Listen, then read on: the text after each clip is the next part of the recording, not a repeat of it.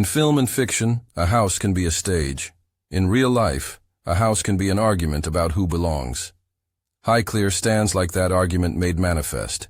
Stone and stairway, picture galleries and staff bells, a place where titles and money meet and sometimes refuse to make peace. It is easy, watching Downton Abbey, to forget that those sprawling rooms and carefully choreographed rituals have a dozen real precedents. One of the clearest is the woman who walked through Highclere's corridors with a checkbook in her glove. Almina, Lady Carnarvon. Her life threads together the theatricality of aristocratic display, the transactional logic of marriage, the practical muscle of philanthropy, and the obscured labor of keeping great houses running. The parallels are unmistakable. A commanding mistress who saves an estate, a son who will one day inherit a house he did not quite recognize, a household remade by money that came from outside the closed circle of lineage. Her story begins with the contradiction she had to live inside: wealth without welcome. Born Almina. Victoria Marie Alexandra, she entered a world that polished her manners and excluded her birthright. The daughter of Marie Wombwell, her origins were whispered, an illegitimate child raised in luxury under the protection and patronage of one of the wealthiest men of the age, Alfred de Rothschild. To the public, she was a gilded young woman of impeccable carriage. To the social gatekeepers, she was a reminder that good breeding, in the Edwardian imagination, still required a clean line of descent. Her position was 1 foot in society's inner room, and 1 foot on the threshold. From an early age, Almina was schooled in performance. She learned to ride and to curtsy, to choose the right shade of ice blue for morning light, to make conversation seem both effortless and discreet. Halton House, where she spent part of her youth, taught her how to inhabit rooms meant to be seen. Domestic rituals, afternoon tea, the small choreography of receiving callers, the art of thanks, were lessons in legitimacy as much as in etiquette. She was trained to be persuasive without appearing acquisitive, to turn attention into security without seeming to ask for it. Those lessons mattered because for women like Almina, social survival often depended on presentation and patronage rather than inherited authority. Behind that presentation lay a financial architecture that must be read as carefully as the lace on a sleeve. Alfred de Rothschild provided money and a social imprimatur that a biological father might have given. Contemporaries called him protector and benefactor. The precise terms and sums of the arrangements that ensured Almina's comfort are matters for the archive. The size of the dowry held in trust, the legal formulas that preserved her independence or curtailed it. These items require documentary verification. Verify. What is clear from correspondence and social gossip is that her wealth came accompanied by obligations and expectations: to marry well, to secure a title, to translate private cash into public respectability. Marriage was the mechanism that could transform money into legitimacy. In 1895, Almina married George Herbert, who would become the 5th Earl of Carnarvon. The match answered a mutual need. For George, whose title carried with it the maintenance of a great house and the trappings of county leadership, the infusion of capital stabilized an estate that was fashionable but fiscally demanding. For Almina, marriage offered the social seal she had not been born with, the possibility of being addressed as lady and of being mistress of a household that validated her public face. The wedding itself was an exercise in social theater, finery, carriage processions, a ceremony that did what shows did best, turned personal arrangement into public drama. The exact date and the particulars of ceremony should be confirmed in primary documents. Verify. Highclere, often spelled in period sources with variations that must be checked against estate records, is itself a character in the story, not merely a setting. Verify. The house had been built and refitted across generations into a monument to landed taste. Staircases that decided processions, drawing rooms that required the right silver, bedrooms whose curtains implied rank. To live there demanded both deference and cash. The early years of Almina's marriage showed how she learned to direct a household on the scale of a small kingdom, relamping the great rooms, ordering French chandeliers that reflected more than candlelight, but the status of gatherings lit beneath them, and overhauling staff routines so that the house would run with the precision expected of a public monument to good breeding. Those changes were not merely decorative. Bringing electric light to a sprawling country seat was a technological and logistical project, a little revolution in the daily life of servants and guests alike. It meant rewiring, negotiating with contractors who still thought in the language of gas fittings, and explaining to a household that the shimmer of a chandelier could be made constant and safe. It meant money. The source of that money, Almina's funds, frequently traced back to Rothschild provision, turned a house that could have been a ruin into a place that could host royalty. When the Prince of Wales accepted an invitation to stay, that weekend was more than a social success. It was a public endorsement. The monarch's circle had approved. The prince's visit to Highclere was an inflection point, a social audit that Almina passed.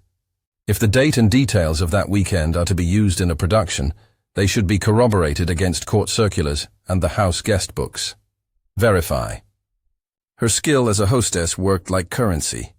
She staged dinners with an eye to balance, place cards that put the right men next to the right women, menus that mixed conservatism and novelty, and a visible domestic efficiency that implied a stable order. The staff learned to move in that order. But these rituals also masked a harder truth. The house that dazzled its visitors was expensive to maintain, and the security that Almina bought with lights and menus masked an underlying vulnerability. Wealth had made her welcome, but it had not made her a member of an ancestral line. She was still, in the eyes of many aristocrats, a beneficiary whose presence had to be justified by never appearing ostentatious or too eager to secure advantage. Within the household, she cultivated firm, practical authority. She normalized reforms that improved servants' conditions in ways that suited her sense of order. New uniforms, better scheduling, sometimes higher wages, but always framed through the language of efficiency and care rather than philanthropy. The metaphor of the house as family sat alongside the reality of the house as enterprise. That tension, between tenderness and transaction, would repeat across the chapters of her life. George, her husband, carried his own obsessions. He was a man of taste who found a particular fascination in Egypt. For him, the sands of the Nile opened a different theater, one where antiquity gave titles to new kinds of prestige. The late 19th and early 20th centuries saw an infatuation among British elites with Egyptology not only as scholarship, but as a stage for imperial patronage. Those who paid for digs and followed emerging finds were thought to be advancing knowledge and consolidating social distinction. George threw himself into that world, and it demanded resources. It demanded funding for tents, wages for local laborers, salaries for archaeologists and their assistants, transport for crates of antiquities back to Britain. At the center of that enterprise stood Howard Carter, a figure of method and patience, an Englishman whose meticulous work with brushes and trowels would one day meet fortune in a sealed tomb. When we speak of discovery, Carter and Carnarvon are the names that appear on the excavation ledger. Almina's name is less visible in the public record, even where her money and logistical support were crucial. That imbalance, who gets the byline of discovery and who writes the checks, creates one of the recurring moral textures of this story. Almina's role in Egypt was practical and managerial as much as financial. She organized shipments of supplies, ensured that letters and funds arrived, and visited the camps, where imperial hospitality could feel strangely domestic. Tents lined with carpets borrowed from an English larder, trunks used as side tables, a system of expectations that resembled a country house transplanted into sand. The specific sums she contributed, and the ledger lines that show her payments, are matters that should be verified against estate accounts and Carter's correspondence. Verify. What is incontestable is that without steady funding, many of the excavations would have slowed. Patronage was the oil in the archaeological machine. Alongside the public dimensions of her life, lighting the house, underwriting digs, ran the private thread that has often tempted gossip. A close relationship with Prince Victor Duleep Singh, often spelled Duleep, Sources vary and spelling should be checked. Prince Victor appears in accounts as a confidant and companion, a man whose proximity to Almina raised speculative questions among contemporaries and later biographers. The birth of her son Henry, whom the household called Porci, generated its own set of murmurs about paternity. Historians and genealogists have debated the truth of those whispers. The record contains hints of concern. There are reports of arrangements and protections made to secure the child's position as heir. Those measures, legal settlements, the shaping of guardianship and inheritance documents, are part of the documented defensive architecture that families built around delicate reputations in an era when scandal could mean social death. But the question of biological paternity is contested and must be treated as such. Suggestive, consequential in how it shaped choices, but not conclusive as a historical fact. Verify. What those private arrangements reveal is the logic of a woman navigating a world of anxiety about blood and title. If lineage mattered, it mattered because titles carried the right to land and the right to command the household staff. Almina's child would need to be publicly unquestioned. Whether the rumors about Henry's paternity are true or only the product of gossip, they drove decisions. Quiet payments, the careful management of appearances, and a single-minded focus on ensuring that the household's continuity would not be jeopardized. Meanwhile, the archaeological world had its own rhythms and hierarchies. Howard Carter's reputation for methodical work made him indispensable, and his collaboration with Lord Carnarvon created a partnership of caution and expenditure. Almina's money allowed the partnership to extend its seasons and to pay laborers whose expertise required stability. Expeditions were expensive not only for the salaries, but for the infrastructure: wells, sheds, accommodation, transportation. To finance such operations from a country house income required significant generosity, or as some critics would say, recklessness. Almina's willingness to provide funds fed debates among friends and critics. Was she generous to a fault, or did she understand that patronage could buy more than artifacts, that it could buy proximity to fame? The answer probably sat somewhere between admiration and unease. Edwardian society watched such maneuvers with a mixed appetite for wonder and suspicion. On the one hand, Almina's hosting and philanthropy fit the expected model of aristocratic female generosity, the mistress who offers practical benefaction and moral leadership in local institutions.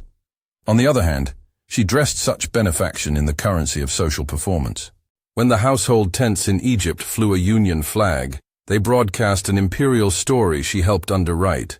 When the chandeliers at Highclere burned brighter, they told a domestic tale she had bought. Her agency was real, and it was pragmatic. She refused to be a passive ornament in a world where performance could be life-saving. Yet the price of that agency was often invisibility. Men were named discoverers and chroniclers, while the women who bankrolled or managed operations received a mention, if anything at all. That dissonance, credit to men, labor, and money to women, was not accidental. The public archives of fame favored the profession of discovery over the provision that made research possible. When the day came, in 1922, that the tomb of Tutankhamun would seize public imagination, the headlines would attach to Howard Carter and Lord Carnarvon. The role of a woman like Almina, who ran domestic logistics, wrote the checks, smoothed diplomatic rough spots, would be an afterthought in the early days of the sensation. Yet without such support, the excavation seasons might have been fewer, the patience of the team thinner, the funds for crucial months absent. To say that is not to diminish Carter's skill or Carnarvon's decision to dig. It is to expand the frame that tells us how archaeological work functioned as much through patronage networks as through individual brilliance. The exact nature and amounts of Almina's monetary support in those seasons must be confirmed with primary records. Verify. Even as the machinery of empire and archaeology turned abroad, domestic crises arrived at Highclere with the quiet of weather. Houses need constant attention, and even after the initial improvements, maintenance costs drained accounts. Housekeeping required an army: cooks, valets, housemaids, coachmen, gardeners, and a staff of managers who could oversee perfumed every day. The house's grandeur made it a living institution. A mistress like Almina might be mistress of ceremony, but finances remained a ledger that could, over time, disclose vulnerability.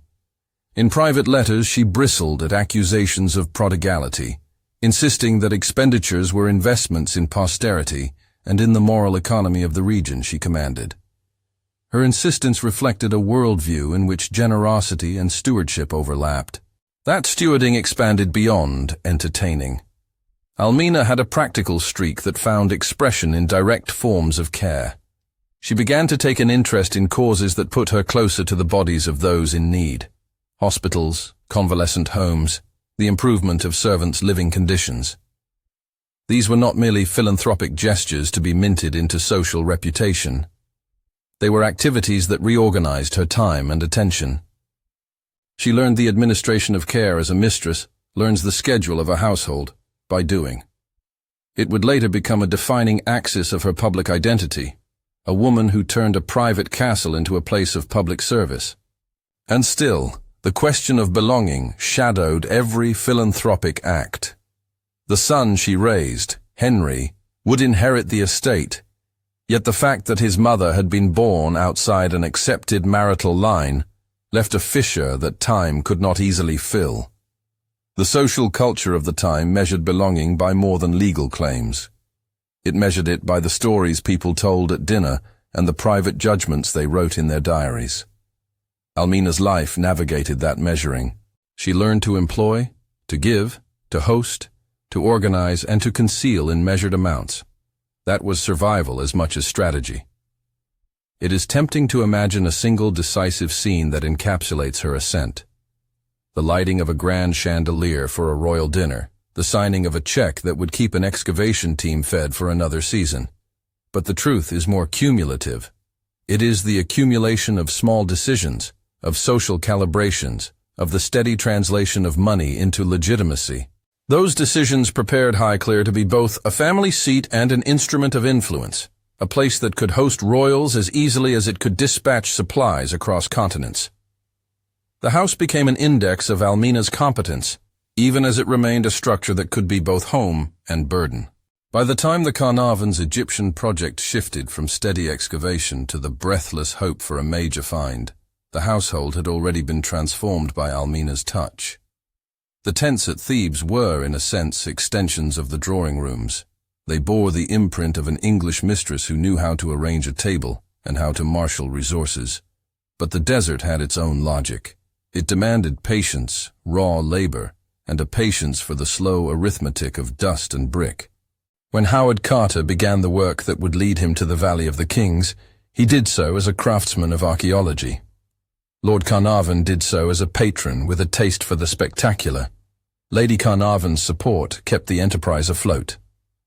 And yet, as the expedition's possibilities grew, so did the pressures back home. Maintaining Highclere, paying for seasonal digs, and stewarding a public reputation all converged into a financial tightrope. The next chapters of Almina's life would test how much of the house could be rescued with money, and how much could be preserved only with affection and ceremony. Rumors about which man fathered an heir, whispers about improvidence, and the heavy logic of upkeep were all anxieties waiting in the wings. There was also another pressure: public attention. When the world turned its gaze to the Valley of the Kings, the domestic scene at Highclere would find itself refracted in newspapers that loved spectacle and betrayal in equal measure. Before that spectacle reached its zenith, a different kind of drama unfolded in quieter rooms.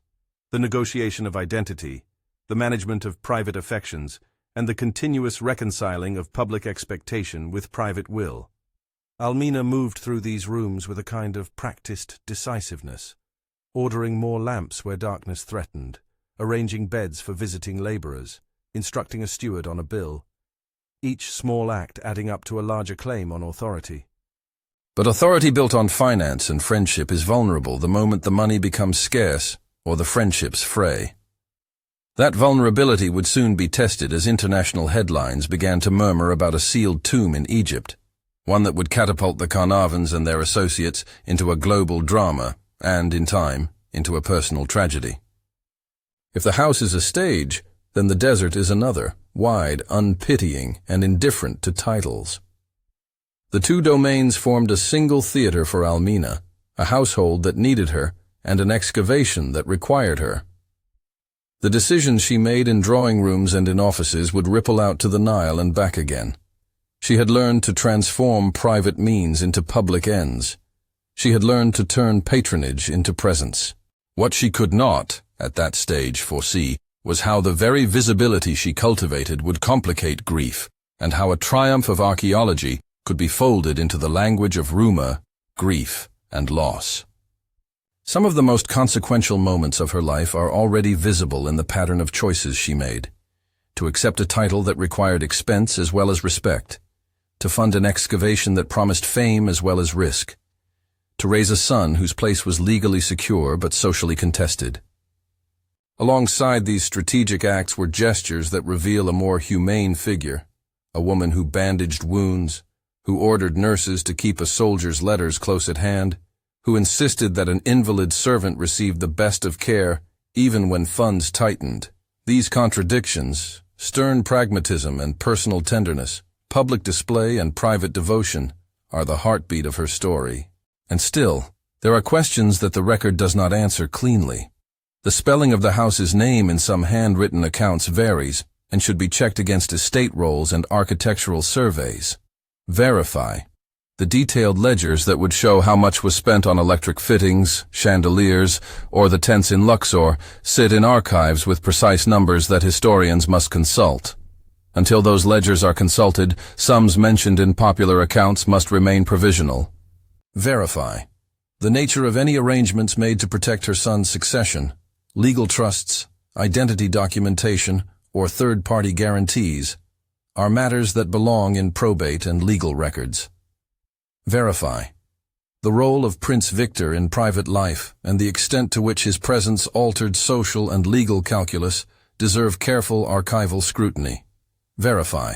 Almina's life, as it entered the second decade of the 20th century, was poised between two culminating arcs.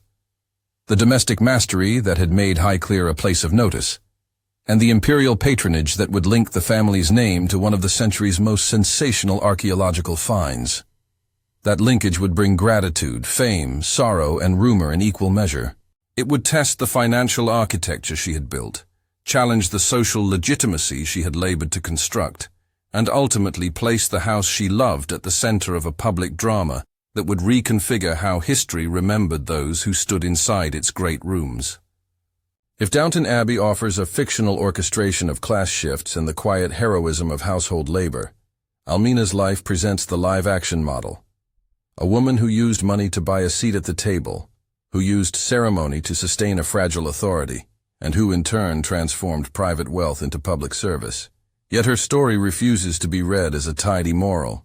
It is a tangled weave, generosity that risks ruin, stewardship that courts gossip, and a desire for acceptance that requires constant performance. The next turn in the story would magnify these tensions. The desert would yield a discovery, grief would arrive abruptly, and the public appetite for narrative would transform private sorrow into headlines. That transformation would mark a shift in how Almina's role was recalled, and it would set in motion the decline that high living and public scandal would accelerate.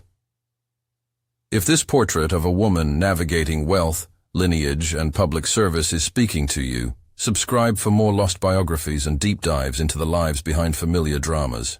By the time the small tents near Karnak's dusty edges began to look like an English village, awnings, tables, an ordered system of labor, the stakes in Egypt felt both intimate and terrifically consequential.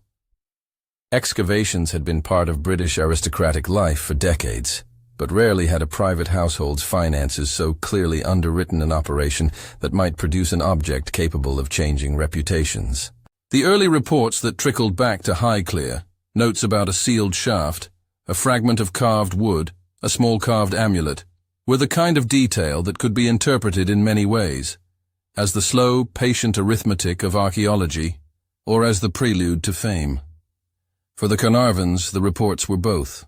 In those months, there was a curious exchange between domestic and imperial logics.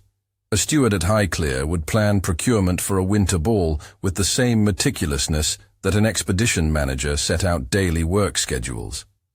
Men who had once been trained to polish silver now found themselves supervising crate lists for antiquities.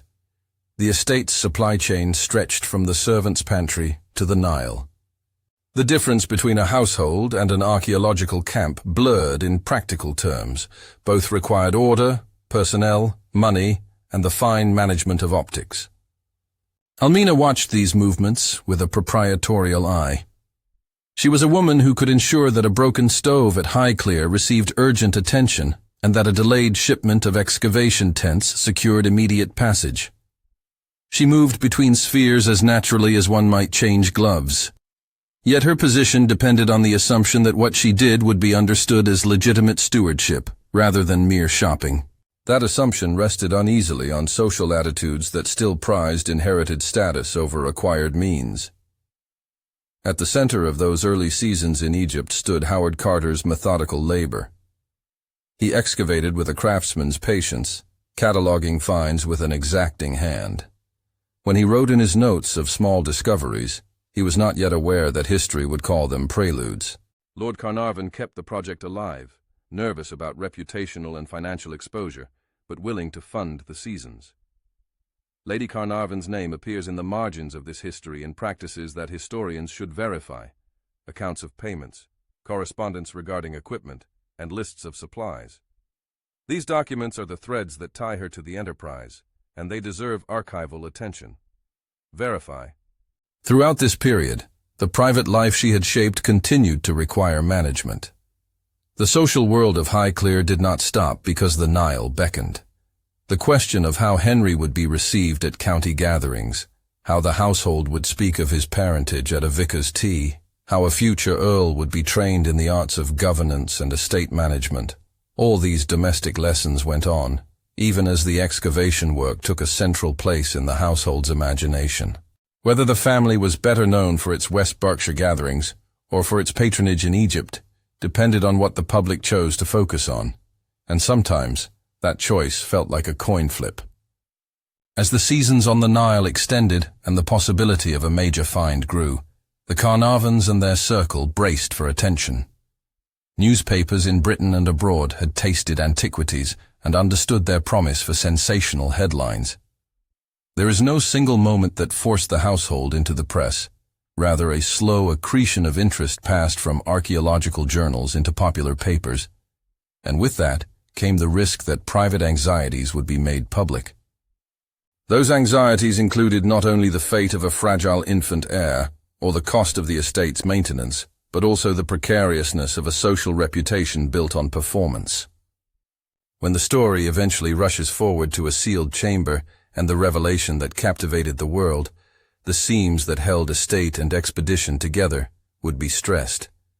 But prior to that rupture, prior to the moment when candles would be lit over a javelin-shaped antechamber and telegrams would fly from Luxor to London, there remained one vital fact.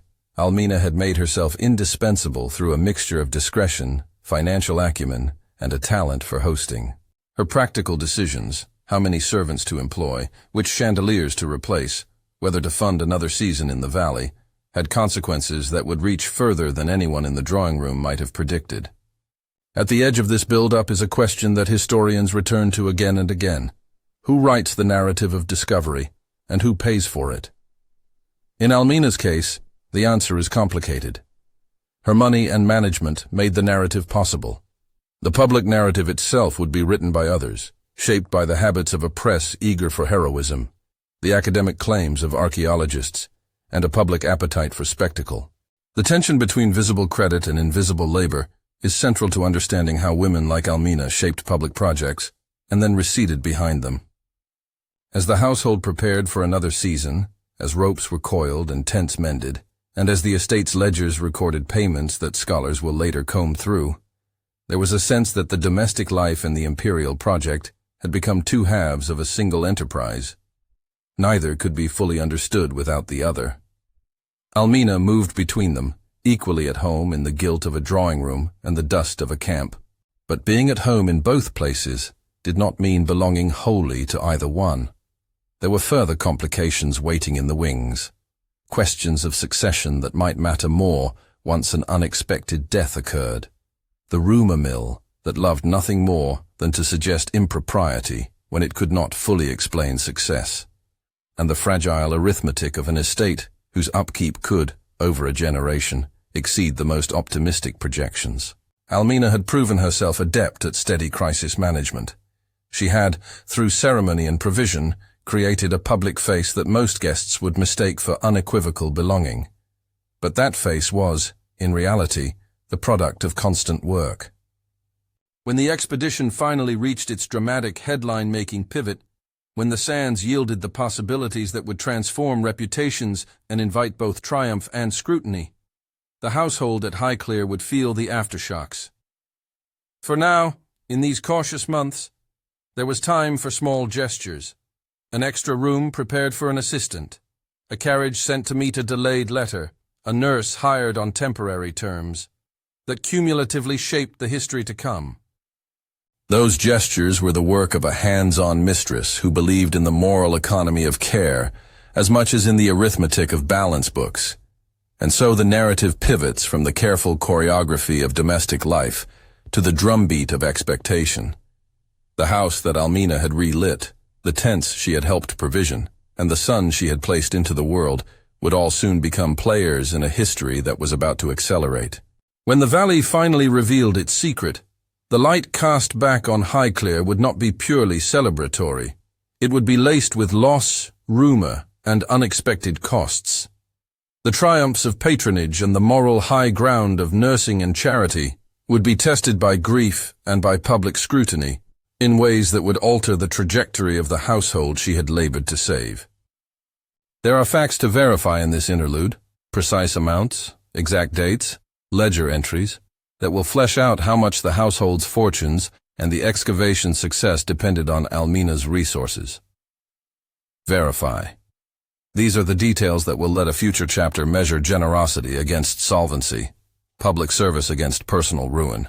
For now, the record shows a woman steering a precarious craft across both drawing room and desert, preparing for a season that promised fame and, perhaps, would unleash the forces that would eventually make her life a subject of controversy and compassion in equal measure.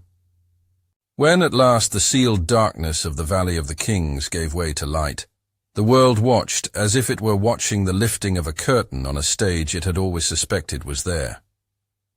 The year was a turning point for the small party working under the patronage of Lord Carnarvon, a day of ladders and brushes, of tiny chips of gilding and a growing sense that something intact lay beyond the dust. Howard Carter, who had worked with patient, unsparing attention for years, reported the first breathtaking sight, a name in cartouches, a door made whole. The find would become a global spectacle. Newspapers supplied headlines, museums sharpened their inquiries, bazaars in Cairo buzzed with rumors. In the narratives that followed, Howard Carter's meticulous eye and Lord Carnarvon's patronage were the names that settled into public memory. Lady Carnarvon's involvement, the ledgers she balanced, the tents she insured, the practical channels of supply she kept open, remained a quieter kind of story. It was essential, though less photogenic, the work that turns possibility into persistence. The opening of the tomb itself was staged with the awkward ceremonial of excavation, photographers hoping for a single famous frame, officials worrying about antiquities lore, and the slow, brush-tipped revelation of space after space. Objects emerged that the modern imagination could scarcely hold. Gold that refracted sun as if sunlight had been sleeping in the stone, furniture whose lacquer suggested a workshop's patience, objects so simple and so precious that they recalibrated the public sense of what could survive. The finds were an archaeological triumph and a media frenzy. The Carnarvon name became an immediate hook for an astonished populace. Within months, however, the sense of triumph became braided with a different kind of attention. Lord Carnarvon, who had traveled frequently to Egypt, fell ill in the months that followed the opening of the tomb. His death would become part of the story that the press told about the excavation, folded into a narrative that the public found both irresistible and morally simple: discovery, then sudden mortality. Newspapers, hungry for sensation, linked the two events in ways the sober record did not justify. In parlors and on the street, the phrase "mummy's curse" began to circulate as a shorthand explanation for what was nothing more than a human death in an age still prone to melodrama. Historians and contemporaries alike have argued over the patterns of misreporting and myth-making that followed.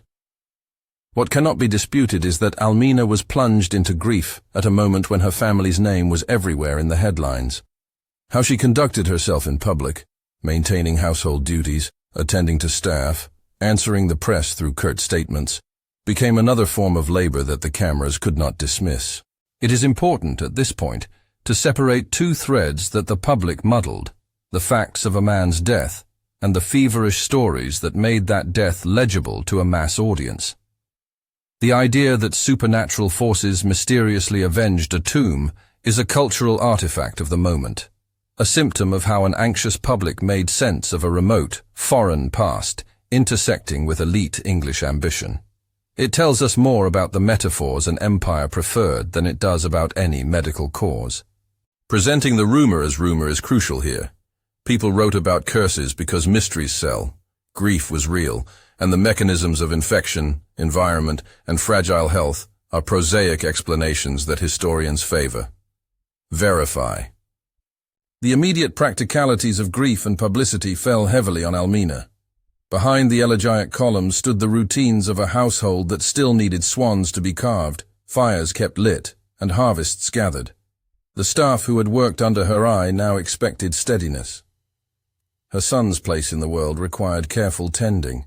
It was, in many ways, the same work she had always done: translate private misfortune into procedures that would preserve public status. She managed funerary arrangements with the precision she used when planning a banquet. She balanced mourning with the necessity of demonstrating competence. In this mode, she resembled the fictional mistresses who stabilized households on television. A public face, never simply ornamental, always operational.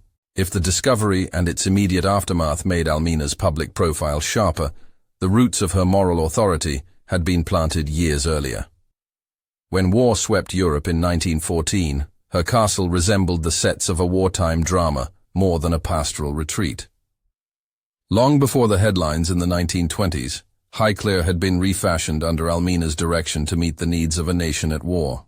The estate's great rooms, once dedicated to balls and visiting royalty, were emptied to make space for patients. Linen was requisitioned and remade, kitchens retooled to produce broth, and rationed provisions. Servants who had once cared for silver were trained to dress wounds. She did not delegate the cultural reimagination of the house to idle sentiment. She organized, procured, inspected. Nurses were hired and housed. Doctors and surgeons found in the country seat a reliable center for convalescence and surgery. The transition from ballroom to ward was not merely architectural, it was ethical and symbolic. Where once one entered a room to be seen, people now entered rooms to be healed. That wartime labor is one of the most humane and least celebrated parts of her biography. Patients she tended, returning soldiers with bandaged faces, with gaping shells of injury, with letters clutched to their chests, were the living evidence of a society that could not pretend domestic ritual was the highest form of care. Almina insisted on standards of treatment that often went beyond what official charities offered: more bedding where possible, timely medicine, a focus on comfort as well as cure. She learned by necessity the administrative arcana of medical supply and patient rotas. She measured the flow of convalescents as she had once measured guest lists. This was not performative charity. It was hands-on, granular administration. Those who served under her in the wartime wards later remembered a mistress who could be brusque and fiercely practical in equal measure. Her authority there was earned by competence rather than simply inherited claim. The wartime pivot provided a moral apex in her life narrative. When it came to the well-being of thousands, Almina's decisions were consequential. The image of chandeliers now overshadowed stretcher beds is one that merges two halves of her biography: the mistress who presided over ceremony and the manager who presided over recovery. For a moment, the public reframed the household's purpose, recognizing that a great house could be a civic resource. Honors were discussed and offered. In some official circles, she was recognized for her service. In others, the ledgered account of suffragance still mattered more than the work itself. Whether she accepted honors, and which she accepted, are matters that should be checked in the record. Verify. After the war, the house's role shifted again. Tents were struck in Egypt. Lamps were rehung in Highclere. But the wartime experience had changed the soul of the estate. The social energy of the pre-war years never returned in quite the same form. The Norton-like rituals of county life had been altered by the shared experience of loss. For Almina, the domestic and international projects of her marriage, the running of the house and the underwriting of Egyptology, were now refracted through memory and expense. The 1920s would be both a decade of public fame because of Tutankhamun and of private strain because of costs and gossip. Public scrutiny quickened around her private life as well. The question of Henry's paternity, long a murmur in drawing rooms and gossip columns, fed into broader anxieties about the legitimacy of money and the legitimacy of blood. For Almina, who had always performed legitimacy through display and administrative competence, the rumors were dangerous precisely because they touched the logic upon which estate succession rested. Even when legal safeguards were drawn, financial settlements, trusts, and the like, they were not always enough to stop rumor from taking on a life of its own. The truth of Henry's biological parentage remains contested. Historians must weigh the documentary record against hearsay and rumor. In the public imagination, however, rumor often counts for as much as evidence. Verify. That public appetite for scandal would find a focus in the years that followed Lord Carnarvon's death. Almina's life, already refracted through public eyes because of the excavation, became still more entangled in headlines when she remarried. Her union with Lieutenant Colonel Ian Denniston was a decision that blended personal longing and practical calculation. It also set in motion a legal and social drama that would unravel some of the social capital she had spent a lifetime building. The marriage brought not only a new companion, but also new vulnerabilities. Denniston's past, his relationships, and the entanglement of private and public claims led to court cases that would be played out under the unforgiving light of the press. The legal contests, sometimes named Denniston v. Denniston in the popular papers, sometimes appearing under other captions in legal archives, involved charges of breach of promise, allegations about behavior, and claims that required large settlements to quiet. The details and the exact sums involved in these lawsuits are matters for precise archival research. Verify. One name that surfaced in connection with a breach of promise action was Lois Meredith, an American whose claims against Denniston resulted in a notable settlement that the newspapers relished. The press loved the image of transatlantic romance turned litigation. A woman from America allegedly wronged by an English gentleman who had then turned to a wealthy widow in Britain. The narrative fit into larger scripts the press enjoyed. The danger of foreign women, the moral hazards of the Belle Epoque dissolving into modern scandal. But the human truth beneath the headlines was messier. Lives confused by attachments, the legal mechanisms of a brittle public morality, and money used repeatedly as a rehearsed instrument for resolving private embarrassments. The exact disposition and sums in the Meredith settlement should be checked in court records. Verify. The cost of settling these disputes was not only financial. The moral economy of county society, the quiet approvals and the unrecorded ostracisms responded to scandal with a leveling absence. Invitations withdrew. The society columns that had once carefully flattered a mistress's wardrobe now looked for any sign of impropriety. It was as if a social bookkeeper had begun to withdraw credit from her account line by line. The irony here is sharp. A woman who had used money to purchase acceptance now found that money could not simply translate into continued welcome. The household that she had rebuilt, and that had been the setting for wartime care, for royal visits, and for the reputed link to one of archaeology's greatest finds, now became the site of a slow erosion of reputation. Financial pressure intensified. Homes of such scale were not managed on glamour. They were managed on constant cash flow. Almina had invested in the house's modernity and in the excavation campaigns, but large purchases, legal settlements, and the general economic shrinkage that affected many landed families in the interwar years combined to stretch the estate's resources. Heirlooms, long retained as sources of social continuity, portraits, plate, cutlery, and furniture moved to sales lists. The act of putting ancestral objects on the block is always a sharp humiliation. It is the conversion of memory into currency. Auction houses filled with lots that had once been sent across generations as bequests. These sales paid bills. They also made apparent the slow unmaking of wealth into solvency. As money dwindled, Almina sought to recast herself again in the public role she favored, provider of care. She founded institutions and supported existing ones in the name of civic obligation. Alfred House, a charity project whose exact founding details and duration require documentary confirmation, became one of her public-facing efforts to convert personal status into civic good.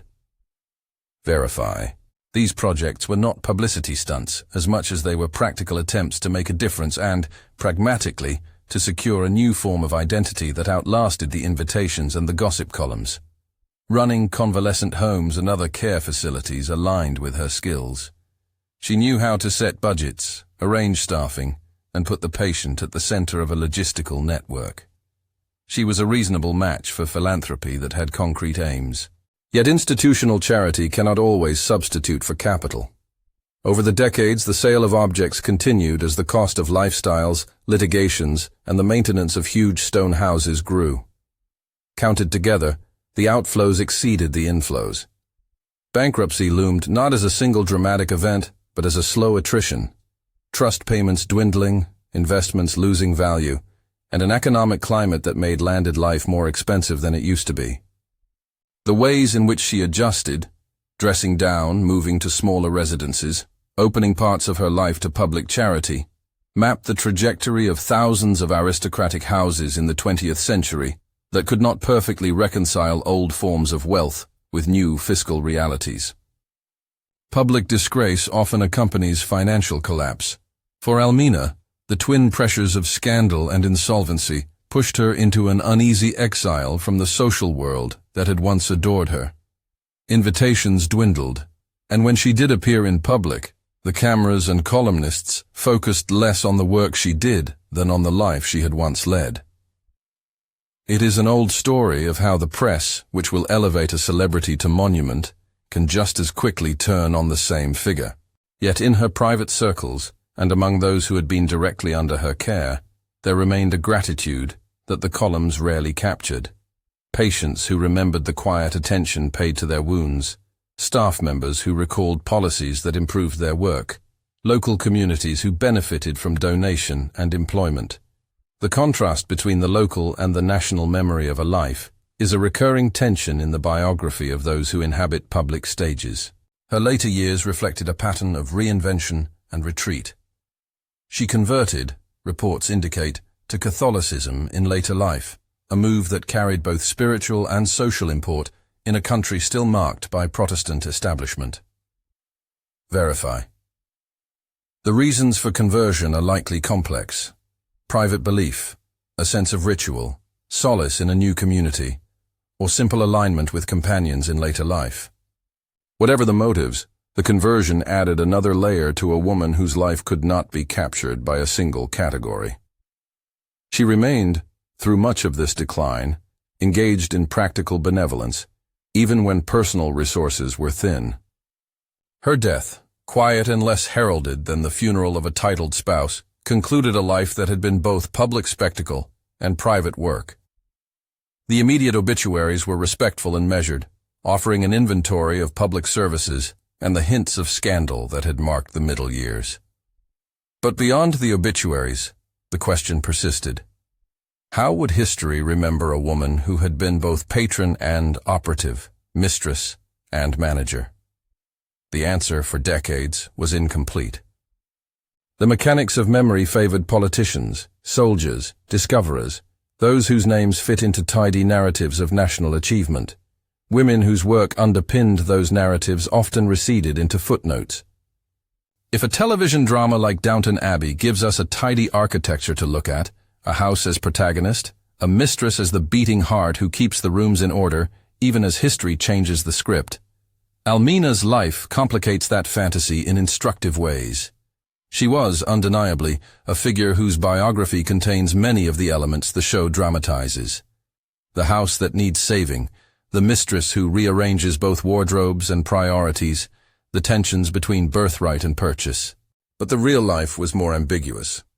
Generosity both admirable and financially perilous. Administrative competence alongside personal choices that drew scrutiny, care that deserved praise and expenditures that invited censure. The morality play in Almina's life resists a single moral. Was she heroic in nursing thousands and providing funds for discoveries that reshaped cultural imagination? Yes. Did her spending and marital choices accelerate financial and social decline? They did, but they were embedded in a larger social economy that often left women with few socially sanctioned means to secure status, except through marriage, performance, and patronage. The way history remembers men over women in the archives is not an accident, but a structural habit. Men who pay for and practice discovery are neatly summarized as discoverers and patrons. Women who manage, fund, and reorganize are more likely to be called hostesses or to be mentioned in passing. Almina's work at Highclere and in Egypt challenges that habit. Her presence was formative to both places. She held the household together in wartime, kept funding lines open that allowed continued seasons of excavation, and translated private resources into public cultural capital. Yet cultural memory, the shorthand that later generations use to package history into digestible narratives, often effaces such labor. That erasure tells us as much about how we read the past as it does about the past itself. There are sharp ironies in the arc of the woman who bought a castle and nearly lost herself along the way. The son she raised, the heir who had been secured by legal measures and social choreography, would eventually stand as the inheritor of a diminished patrimony. Accounts vary on the degree to which the son pushed his mother out of the house or simply represented the inevitable generational shift that sees one set of needs replaced by another. Family letters, estate papers, and the recollections of staff contain the fragments that can reconstruct what happened in the last years at Highclere. Those documents will clarify whether her removal from the full stewardship of the house was forcible or gradual, how decisions about household management were allocated, and how much the financial strain structured those family dynamics. Verify. The sales of heirlooms and the dispersal of objects that had belonged to several generations are a practical footnote that has symbolic weight. The conversion of household memory into fungible assets. Museums and private collections now house objects that once filled Highclere's rooms. Pieces of a formerly coherent domestic archive are scattered across continents. That dispersal is again a metaphor for the social scattering of a life once centered. It also raises questions about stewardship. Who has the right to keep a tangible past intact, and at what cost? In assessing Almina's life against the fictional tableau of Downton Abbey, we find recurring themes and uncomfortable dissonances. Like a fictional mistress, she managed ceremonies and households, but unlike a fictional mistress, she did so while negotiating a precarious personal narrative, a woman whose legitimacy had been shaky from birth, who used money and managerial skill to construct an identity, and who bore both the rewards and the penalties of that construction. Downton asks, in a dramatized way, whether houses shape people or people shape houses. Almina's life offers an answer that is not sentimental. Houses and people mutually constitute one another. The house demands upkeep and ceremony. The mistress provides both.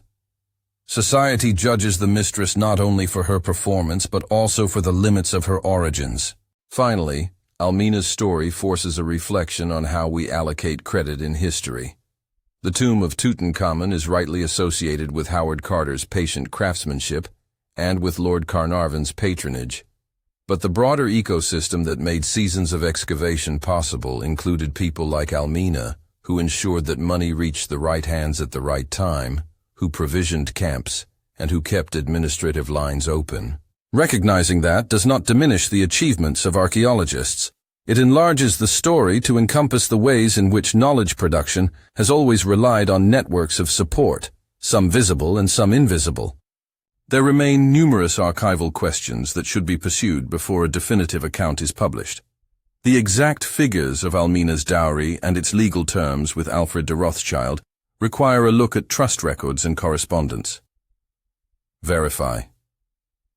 The ledger entries that could prove how much she gave to specific excavation seasons should be consulted in estate accounts and in the papers of Howard Carter.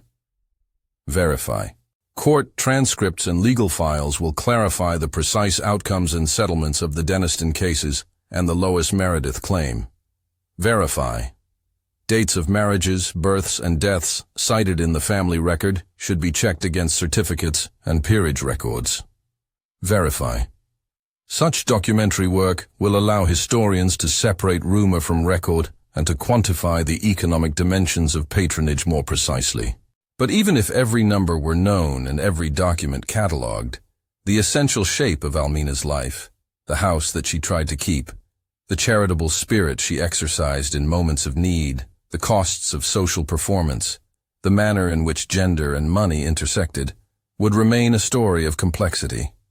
It resists tidy moral summaries because it was lived in the penumbra between public acclaim and private necessity. That is why her biography resonates as a kind of living model for the themes Downton Abbey dramatizes: class in flux, the domestication of great houses, the invisible labor that sustains public spectacle, and the bittersweet consequences of social ascent, when ascent is bought rather than inherited. In the end, Almina, Lady Carnarvon, offers us less a parable than a problem: how to remember labor that operates behind bright events, and how to credit those who supplied the less glamorous but essential forms of support. She was generous and operational, courageous at wartime and flawed in private decisions. She transformed a house. She sustained an excavation that reshaped imaginations. And she devoted energy to the care of the wounded and the frail. She also endured the costs of scandal and economic contraction that left her diminished in the public eye. What does her life ask of us now? It asks us to read televised dramatizations like Downton Abbey with a critical curiosity, to ask who keeps the house running beyond scenes of dinner and dance, to ask whose labor is named and whose is left uncredited. It asks historians and viewers alike to notice the seams, the ledgers, the letters, the nurses' notes, the shipping manifests, the ordinary infrastructure that supports extraordinary events. Was Almina a heroine or a tragic spender? Perhaps she was both and neither. A woman acting in the only ways available to her social position, making choices that were strategic and deeply humane, and also choices that hastened financial unraveling. That ambivalence is the honest core of her biography. A life at once public and private, at once managerial and maternal, at once celebrated and maligned. If this story moved you, leave a comment and tell us. Do you see Almina primarily as a rescuer of a house, or as someone undone by the costs of rescue? Share your thoughts, and if you enjoyed this deep dive into a life that inspired familiar fiction, subscribe for more lost biographies from the margins of history.